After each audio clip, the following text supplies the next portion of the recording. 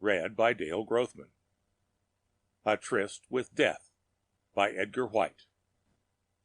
I do not know, but somehow I feel if you would venture there sometime after the turn of the night, I would know that you were there, and that good would come of it. If there is any way to make my presence known to you, I will do it. We may be quite near, you and I, to the great revelation. Who knows? The man who penned these lines stood closer to the great revelation than he perhaps suspected. A few days later, Dr. Robert St. Clair contracted a malady from one of his patients, and his death swiftly followed, as his constitution had been weakened from overwork. His remains now rested in Oakland Cemetery, overlooking the Mississippi. By his request, they were brought to the old hometown for interment. He wanted to hear the ripple of the great river that had been the playground of our youth. The quote was from the last letter he had written me. In some respects, Dr. St. Clair was odd. He had never become a convert to spirit communication, but he sought the answer to the riddle as diligently as some men seek gold in the mountains. He wanted to know. From the coal miners he had learned that there was a sort of inner movement of the earth along about midnight. At that hour rock would fall in the pit, and the cross timbers would groan under their weight. It was a period when all the hidden forces of nature were in action. The doctor held the theory that if those on the further shore could deliver a message, or make their presence known here, it would be along about that period. In his letter he spoke rather wistfully of wishing I would try the experiment with him in case he was called first, and I conjectured that when he learned his malady would end in his death, he stipulated that his remains be brought to our cemetery, where the matter would be convenient, if any place could be convenient for a man to go out into a graveyard after midnight, and there await the appearance of a shadowy form from the other side. By nature, I'm intensely practical. Being a newspaper man, I'm rather cynical about ghosts, spirit communications, Ouija boards, and fortune tellers. But I recalled with a rather queer sensation that the day before I received the telegram announcing the doctor's death, I labored under a queer fit of depression. It seemed as if something was going to happen. The doctor had spoken of these things and cited several startling instances. I didn't relish that experiment in the graveyard. Not that I had expected to see or hear anything, but I had the apprehension that one often feels, no matter how case-hardened, that something unusual might happen. The doctor and I had been very close friends until he left to go to the city, since which time we had corresponded occasionally. He never married. Too busy, I suppose. Of course, I had to go out there and see the fool business through.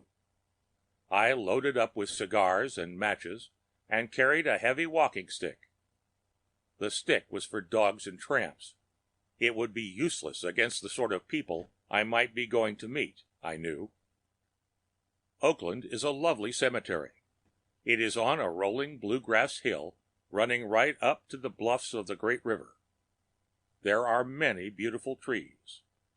I've known of men who died thousands of miles away and asked that they be buried at our cemetery because of its singular picturesqueness and solemnity.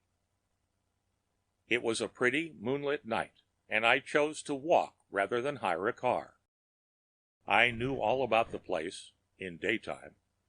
You rarely see people who have business in a graveyard at night. The trees were grotesquely large, and the thick foliage shut out the rays of the moon. It was an intense dark, and I had a flashlight and could follow the driveway. At times there would be queer rustlings among the grass and leaves. Occasionally there was a strange cry of a night bird and the distant bay of a hound. sacred to the memory of. I knew how all these headstones read, terminal marks of life's journey. On the very old ones were indexes pointing upward, always upward. God grant they traveled that way. If there is a way. I shuddered. In a moment I would know. The vault was on a sort of cleared space, not far from the edge of the tall bluff, the foot of which was lashed by the tide. "Hello!" I cried. A woman was standing at the front of the vault, moving her arms dramatically. She wheeled on me, and I was startled by the unearthly beauty of her pallid face. Cold shivers ran down my spine. I might as well set it down right here that I believed I had met a being from another world. The time, the place, the dark dress with the hood thrown back, revealing a face of rare loveliness, but pale as death. What could it mean? But she broke the spell. "Who are you?" Her voice quavered with emotion. She had been weeping. "A good friend of Dr. St. Clair's," I replied, and my voice showed the agitation I felt. "Did you know him?" It was evident my presence had not scared her, and that was why I still regarded her with doubt. "Yes, he saved me from hunger, then killed my soul." I cannot convey the intensity of the words. As she stood there, her hands clenched, with deep furrows in her forehead, I wondered whether she was human or something sent up by the fiend to curse the dead. Certainly none with a right heart could feel bitter toward a man like Dr. St. Clair. "You are a friend of his? Then listen," she went on passionately. "He never wronged me in the usual way, not that, but he was always kind and gentle and good whenever he came about me. He would lay his hands on my shoulder and call me his good little girl. I was a nurse, and he let me love him. Love! Why, I would have died for him, and he knew it. He knew it as well as if I'd told him. But I was no more to him than the boards he walked on." "Go on," I said, sitting down on the bench near the vault. "He died suddenly, and I never got to tell him," she said. "But I know he had an odd fancy that the dead might come back over their graves and communicate with the living. His idea was they awakened after midnight. And I came all the way to tell him what I thought of him. I love him so." She stamped her feet. Then she broke down crying and flung herself on the bench beside me. She looked intensely young and childish. It was hard to keep away from the idea that she wasn't a woodland fairy, crushed and bruised, out there in the moonlight. "Listen, little friend," I said. "I have known the man you speak of much longer than you have. You have simply mistaken him. I'd stake my life on his honor toward women. If he let you love him, he loved you. You can set that down." She stopped crying and straightened up, moving a little closer toward me. "I am here tonight at his request, as conveyed in the last letter he wrote me," I went on. "I have that letter with me. What is your name?" I asked abruptly. "Agnes Lindell," she whispered. "That's the name," I told her, "and you can see it in a few moments yourself. Now listen here," and I held the flashlight to the paper. "In our hospital is a young lady named Agnes Lindell, one of the sweetest and most faithful girls I have ever seen. I can imagine your ironic smile at this, coming from a hard-boiled woman-hater like myself. To no other person would I make the statement, and you know me too well to attribute it to boastfulness.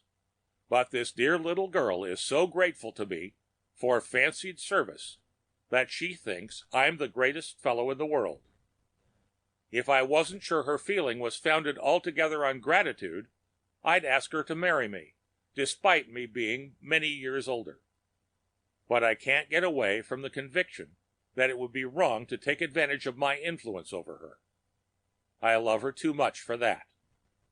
God knows I want to do what's right, and should anything ever happen to me, Jim, and you could find her, I wish you'd tell her that with my last breath my thoughts were of her." The girl reached gently over and took the letter from my hand. "It's mine by rights," she murmured. I nodded. "It's yours." She fixed it to her bosom some way, taking extraordinary pains, it seemed to me, to secure it with pins. Then she smiled and impulsively held out her hand. "I'm so glad I met you," she said in a deep, melodious voice that seemed to be hers by birthright. Her face was serene and happy. "It was rather lucky," I remarked, "but it's getting chilly out here. Hadn't we better be going back?" We were standing close together, she hanging to my arm as we strolled slowly along. "Do you believe the people up there understand the truth of all of these things that worry us so down here?" she asked, looking eagerly into my eyes. "Most assuredly," I replied. "There is no doubting up there, no grief, no sorrow at separation." We were following the path close to the edge of the bluff. An icy chill, like the breath of death, came up from the deep water below. Suddenly, to the northeast, a long, slender, pink streak of light appeared over the trees on the far side of the river. "Look!" she cried, letting go of my arm. "The dawn is breaking. It's all light over there. He's calling, calling to me. I see him. Doctor! Robert! I'm coming!" And before I could reach her, she ran to the edge of the high bluff and leapt off like a bird. The end of A Tryst with Death by Edgar White.